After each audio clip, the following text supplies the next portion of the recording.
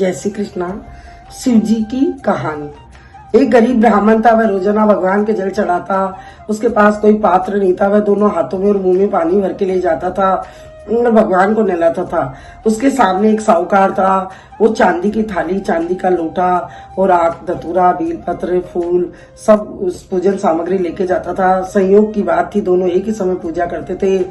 तो साहूकार बड़ा नाराज रहता था, उसका पूजन में मन नहीं लगता था और वो ब्राह्मण को देखता रहता था। उसने वो बोलता कि मैं अभिषेक करता हूँ चांदी के रामझारे से, पंचामृत से भगवान का, और तुम आकर ये मेरी पूजा विधि बिगाड़ देते हो। तुम मेरे से रामझारा लेके पूजा कर लिया करो। लेकिन ब्राह्मण नहीं सुनता था और अपनी भक्ति में ही अपने भगवान की पूजा कर जल चढ़ा के चला जाता था। ब्राह्मण तो साहूकार की बात पे ध्यान ही नहीं देता था। भगवान ये सब देखते सुनते एक दिन भगवान ने सोचा दोनों की परीक्षा लेनी चाहिए। और एक दिन दोनों घर से बाहर निकले तो भगवान की पूजा करने जा रहे थे। भोलेनाथ ने आंधी तूफान चला दिया। ब्राह्मण तो तूफान से नहीं घबराया और आगे बढ़ गया। साहूकार जाने लगा तो उसकी थाली, पूजन थाली सब उलट पुलट हो गई। आग, धतूरा, बेलपत्र, चंदन, रोली मूली, चावल, फूल माला सब तूफान से नीचे गिर गए। साहूकार तो घबरा गया, वापस घर जाने लगा, लेकिन पीछे से देखा ब्राह्मण मंदिर जा रहा है। साहूकार ने वापस थाली लगाई और आगे बढ़ा। थोड़ी दूर पर सूखी नदी थी। भगवान ने सोचा एक परीक्षा में पास हो गए तो उन्होंने नदी को सूखी नदी में बाढ़ चला दी।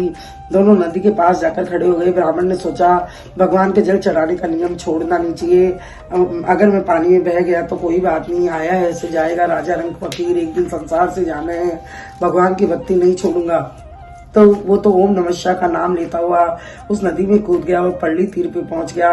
इधर साहूकार ने सोचा मौत के मुंह में क्यों जाऊं, मर गया तो पत्नी और बच्चे रोते रह जाएंगे, सारा कारोबार समाप्त हो जाएगा, मंदिर की पूजा कल कर लेंगे, वापस घर आ गया। अब उधर ब्राह्मण मंदिर के द्वार तक पहुंचा। भगवान ने सोचा ब्राह्मण की भक्ति तो बड़ी सच्ची है, एक परीक्षा और ले लेता हूँ। अगर इसमें पास हो गया तो इसको दर्शन दे देंगे।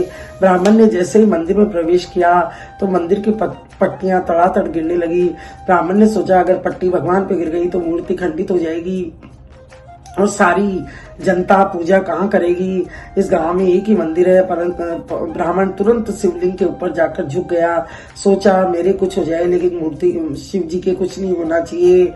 वह उस तूफान में भगवान की मूर्ति को बचाता रहा। शंकर भगवान ने उसकी भक्ति को देखकर प्रसन्न हो गए और साक्षात दर्शन दिए। ब्राह्मण को गले से लगाया, कहा मांगो तुम्हें क्या चाहिए, हम तुम्हारी भक्ति से बहुत प्रसन्न हुए। ब्राह्मण ने कहा भगवान मुझे क्या चाहिए, मुझे तो आपके दर्शन हो गए। लेकिन भगवान ने कहा नहीं, कुछ तो मांगो।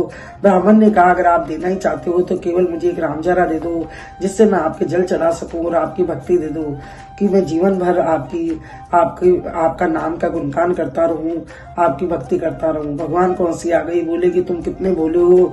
ब्राह्मण ने कहा भगवान मनुष्य अपने जीवन में कितना भी होशियार हो, कितनी भी धन दौलत वैभव इकट्ठी कर ले, मरने पर उसके साथ कुछ नहीं जाता। आपके दर्शन हो गए, मेरा जीवन सफल हो गया। भोलेनाथ तो भक्त को बिना मांगे ही सब कुछ दे देते हैं। ब्राह्मण को धन दौलत वैभव आदि बहुत दिया। ब्राह्मण आशीर्वाद लेकर घर आया, अपनी झोपड़ी ढूंढने लगा, लेकिन उसको झोपड़ी नहीं मिली।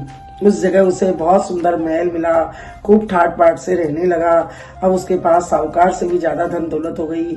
साहूकार उसके सामने नहीं आता था और अपनी गलती पे पछताता था। भगवान शिव जी ऐसे ही हैं, वे बिना मांगे ही सब कुछ दे देते हैं। हे भोलेनाथ, जैसे आपने ब्राह्मण को दर्शन दिए, बहुत धन दौलत वैभव सब दिया, वैसे सबको देना। कहता न सुनता न उकारो करता न, सबकी रक्षा करना। बोलिए शंकर भगवान की जय।